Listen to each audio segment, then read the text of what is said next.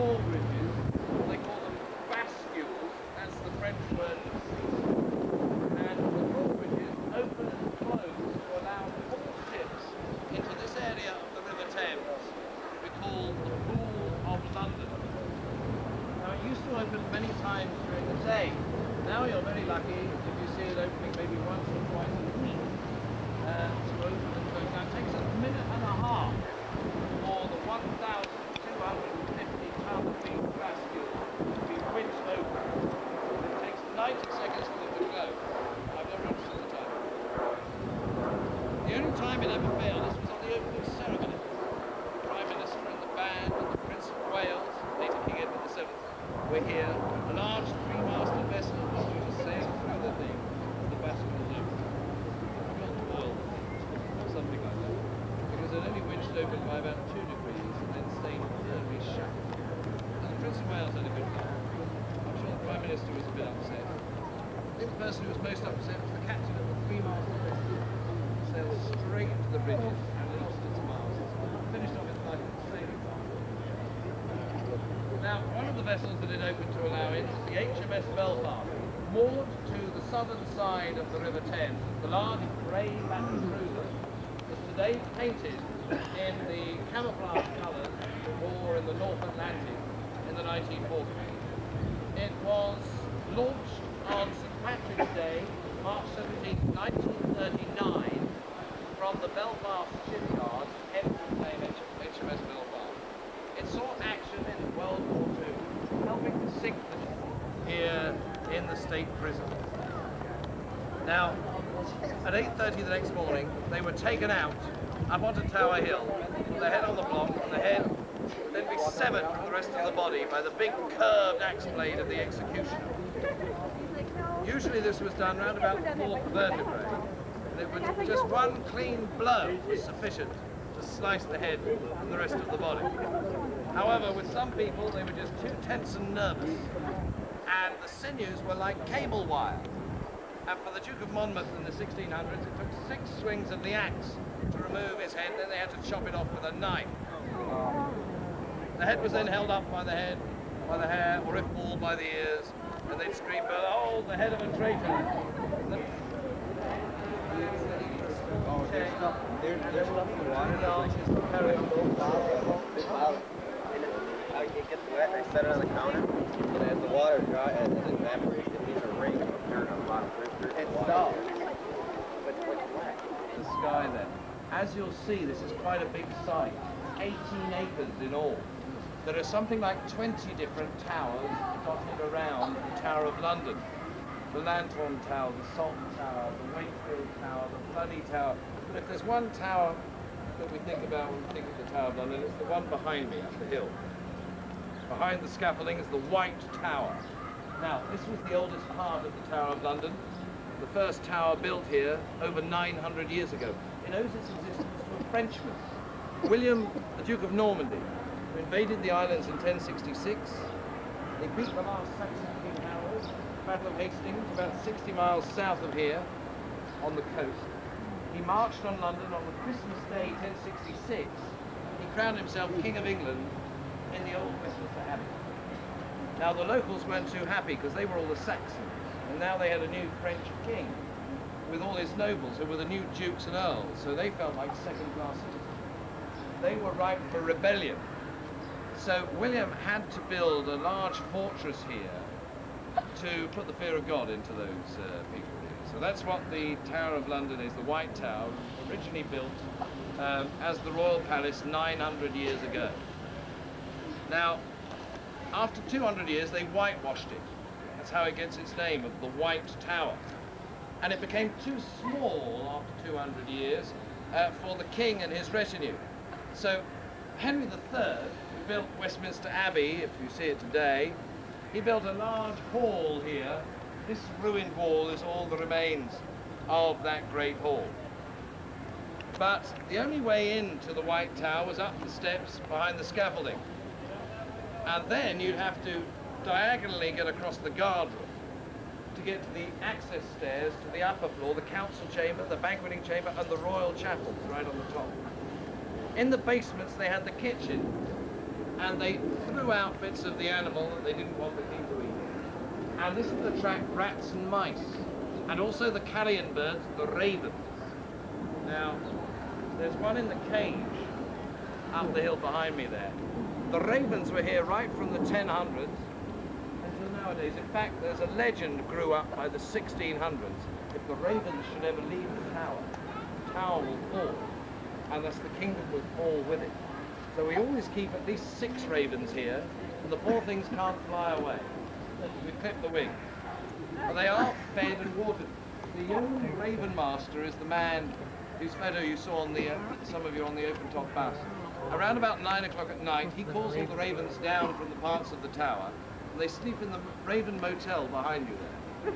The older ravens in the bottom cages, and the younger ravens on higher perches. The married ravens live in the duplex accommodation behind the So, now, you may also see people above us walking along the wall, and then there's a lady in red just coming down the steps. That's the end of the medieval palace and wall walk. That's something you can do on your own. I'll show you where the entrance to it is, round the corner here.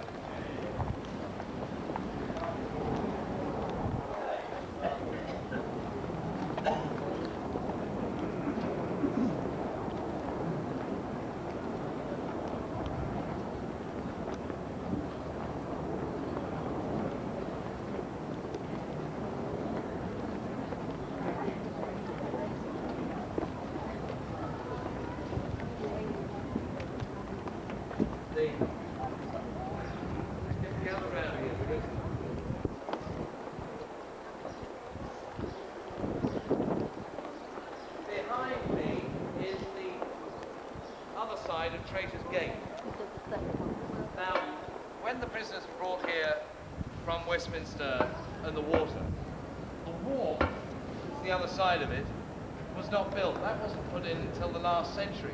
Indeed, the tower used to have a moat going all the way around it, hence the water. The moat in the last century became quite a stagnant pond. They bred lots of disease, foul and evil smelling. They drained the moat. And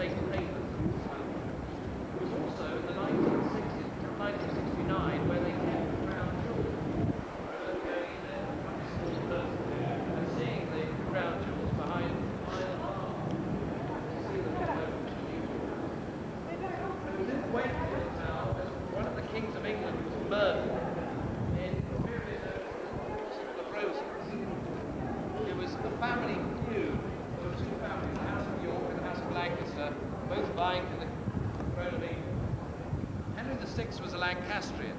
He was murdered in the Wakefield Tower by a man called Edward. He was Edward of the House of York. He became the next king, Edward IV. About 13 years later, he died. So the next in line was his son, who was also called Edward. He was Edward V, but he was only 12 years old. His younger brother, Richard, Duke of York, was only 10. Even with their combined ages, fairly old enough to run a country which had this civil war going on, the Wars of the Roses. Their uncle looked after them, kept them here in the bloody tower, and after 2 months, the young King Edward V and his younger brother, Richard, Duke of York, went missing. Well, we had to have a next king, you see, because Edward V had gone. They hadn't even crowned him. So the uncle said, well, I'm next in line. I'll be the next king then. Richard III. Now, some people say that he murdered young King Edward V and his younger brother. The boys were known as the princes of the Tower of London. Just because he became the next king, and he might have been victim to what we call the wicked uncle syndrome. He didn't become the next king of England, but he was only king for 2 years.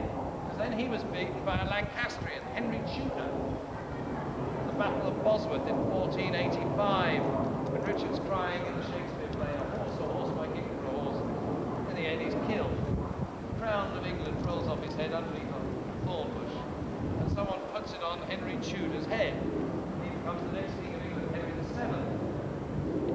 Funnily enough, Henry VII had married the sister of the princess of the Tower.